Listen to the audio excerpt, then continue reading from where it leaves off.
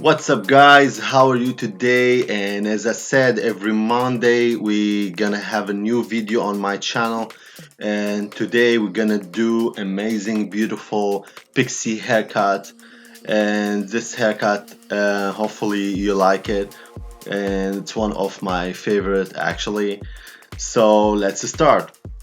So the first thing you want to do when you start any haircut to section the hair and you take a clean section, guys. It's very important to take a clean section. So as you see now, it's very simple sectioning. You take it on the departure ridge, and you make sure you don't take it very wide on the top because you don't want the hair to hang out from the side and the final look. So make sure your section is clean as much as possible, because this is gonna make your haircut stand out and make your haircut easier and faster, and you don't have to go back and again and fix it. So now, as you see, I started with a diagonal line because we know diagonal line, it adds movement. I don't want to do horizontal or vertical. You can do on different haircut, but this haircut I decided I want to do a diagonal line.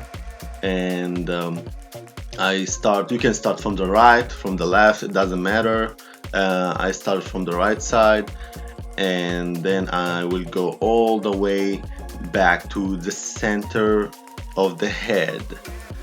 And just when you cut your guideline, make sure the next section is gonna be it's gonna follow your guideline, so don't lose your guideline. Like when you cut the next section, don't cut into your guideline, because when you cut into your guideline, what's gonna happen, you're gonna make your guideline shorter again, and then you're gonna lose it, and then when you finish the haircut, it's gonna be imbalanced and you will have one side longer than the other.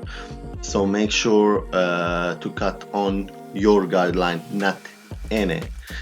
So and it's very important when you take the next section, don't take it too big. So half-inch section or 1 inch. So the smaller section, it's cleaner and we won't lose your guidelines, so try to not take big sections. So here we move to the other side. And as you see, I'm doing the same again, and look, every time I cut, I lift the hair with my razor blade, and to make sure I'm following my guideline and I'm not losing it. So here we go again, look, I lift it, I make sure this is my guideline, and then I cut on it. I follow my guideline, I don't cut my guideline again. It's very important, guys.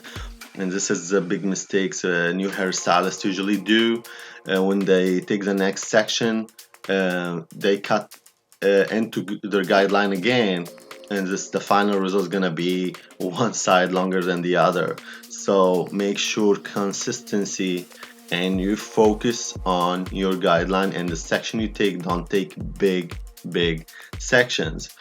So after I finish, look here, I'm checking my balance, make sure everything is right, both sides the same length. Then I move to the top. So now when I move to the top, as you see, I'm taking the back side, little piece of the back side, to connect it to the front. So this is my guideline, as you see, guys, now. And now I start cut short to long. So from the crown area, as you see, this little piece of the hair, I start cut toward the face, and I'm cutting diagonal lines too. So I'm cutting short to long. So on the crown is gonna be short, closer to the face is gonna be longer and longer. And this is what I want, because I want more hair around the face, and so when I style it, it's gonna look more sexy. And this is how I want the shape to be. It's very important, again, see your sectioning, and when you take a new section, try to not take too much hair. This is gonna keep you consistent and organized, and you don't have to go back on dry cut and fix a lot because you did it right on wet hair. So as you see, I finished the top. Now I sprayed heat protection, and it has some medium control, because you know when you put any heat on the hair like a blow dryer or flat iron, you want to protect the hair, you know, so you spray some products to protect the hair. So now I adjusted the blow dry on the hair, and this is heat protection actually for the dry hair. So this type of heat protection you spray it on the hair only when it's dry, because I'm preparing it to do a flat iron. But the first one, it's actually for heat protection, but it has some medium hold in it, and it's very good when you style the hair, and you will see later what's gonna do. So now what I'm doing right now, flat iron, so this is gonna make my job easy when I do the dry cut. And now I'm starting my dry cut, and here when I put the definition in the hair and I put the details. So guys, when you do any haircut, especially when you start with wet hair, you determine your length, you determine your shape, but the final details, it's always on dry cut. So here, if you notice my shear, the one I'm using right now, it's not the same shear I started with. So this shear actually, it has a thicker blade on the back and thinner in the front. So what it does, when I close the hair, the blade on the hair, it pushes the hair away from the blade. And this blade is for texturizing the hair and using a slicing technique and point cutting technique and all those stuff. So this blade is not the same blade I cut the hair with when it was wet, because the first one I did, it was a thin blade and very straight, so I can take this straight line, and it's more for precision cut, you know what I mean?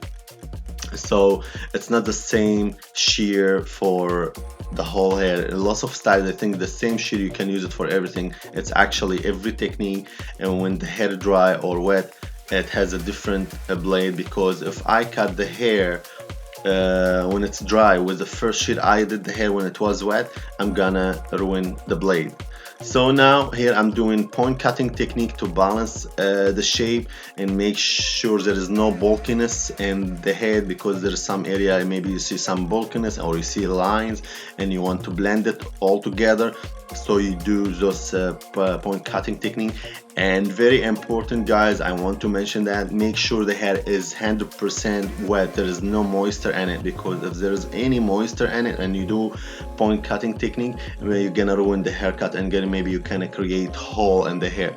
So here, as you see on the fringe area, what I'm doing slicing technique. I slide out and to make those pieces, those beautiful texture pixie look around the face. And as you see, there is the fringe area, it's very short, and then the hair on the top is longer to make this a beautiful effect. Now I put some cream style, it's little waxy feel to give this beautiful pieces around the face. And this is that's it. And please guys, if you like this video, don't forget to like my video and subscribe to my channel, and see you soon in another video. Ciao for now.